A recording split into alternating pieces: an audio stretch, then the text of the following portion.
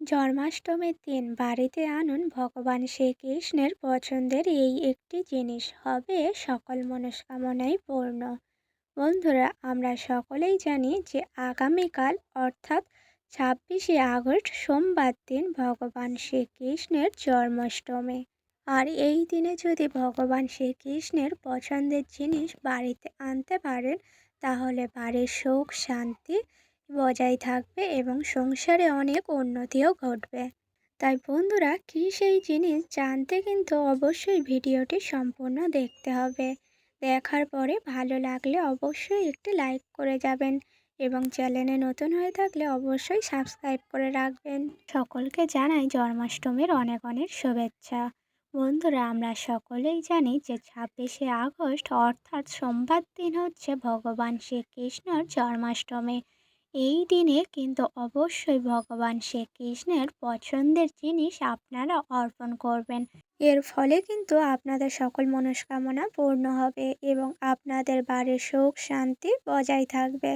তো বন্ধুরা, বেশি দেরি না করে চলে আসি মূল পর্বে। প্রথমেই বলি বন্ধুরা, জন্মাষ্টমীর দিন আপনারা একটু সকাল সকাল ওঠার চেষ্টা করবেন। সকাল সকাল ওঠার পরেই আপনাদের বাসি কাজকর্ম একেবারে সেরে নেবেন। তারপর আপনাদের আশেপাশের দোকান থেকে নিয়ে আসবেন ভগবান শ্রীকৃষ্ণের জন্য ময়ূরের পালক। ময়ূরের পালক তার অত্যন্ত পছন্দের এবং তার মাথাতেও ময়ূরের পালক রাখা থাকে। এই কারণে ভগবান শ্রীকৃষ্ণের অত্যন্ত পছন্দের জিনিস হচ্ছে ময়ূরের পালক। তাই এই জন্মাষ্টমীর দিনে কিন্তু অবশ্যই করে ময়ূরের পালক আপনারা বাড়িতে আনবেন। বন্ধুরা, আরও একটি জিনিস এই জন্মাষ্টমীর দিনে আপনারা কিন্তু ভগবান শ্রীকৃষ্ণকে নিবেদন করতে পারেন, আর সেটি হচ্ছে একটি পদ্ম ফুল। ভগবান শ্রীকৃষ্ণকে জন্মাষ্টমীর দিনে কিন্তু এই একটি পদ্ম ফুল নিবেদন করবেন। এর ফলে আপনাদের সকল মনস্কামনা পূর্ণ হবে। তারপরেই কিন্তু সকাল সকাল চান সেরে নেবেন।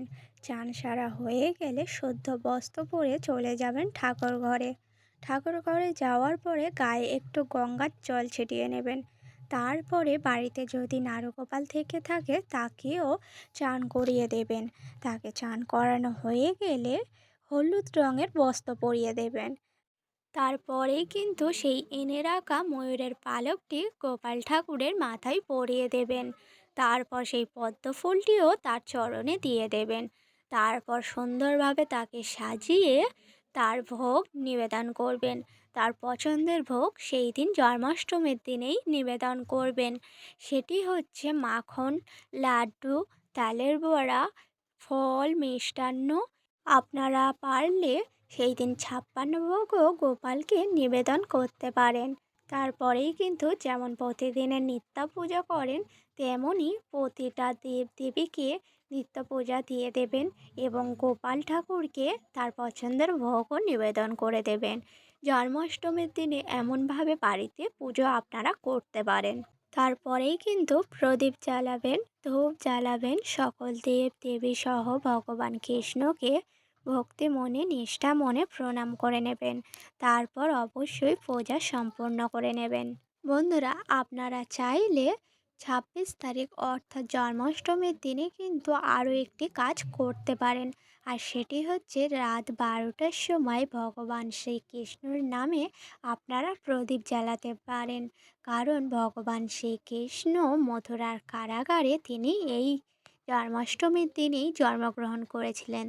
তাই তার নামে রাত 12টার সময় প্রদীপ জ্বালালে আপনার জীবনের সকল আশা এবং মনস্কামনা পূর্ণ হবে। তাই বন্ধুরা, জন্মাষ্টমীর দিন অর্থাৎ 26শে আগস্ট রাত 12টার সময় ভগবান শ্রীকৃষ্ণের নামে একটি প্রদীপ জ্বালান। আপনাদের মনের সকল ইচ্ছা পূরণ হবে এবং আপনাদের বাড়িতে অনেক উন্নতি ও অর্থেরও প্রাপ্তি ঘটবে ভগবান শ্রীকৃষ্ণের আশীর্বাদে।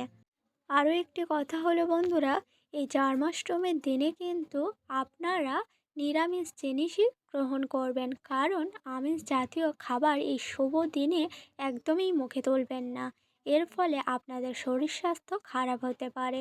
ভিডিওটি ছিল এই পর্যন্ত। ভিডিওটি যদি ভালো লেগে থাকে লাইক করবেন, শেয়ার করবেন এবং কমেন্টে লিখে যাবেন জয় শ্রীকৃষ্ণ, এবং চ্যানেলে নতুন হয়ে থাকলে অবশ্যই সাবস্ক্রাইব করে পাশে থাকবেন। ধন্যবাদ সবাইকে।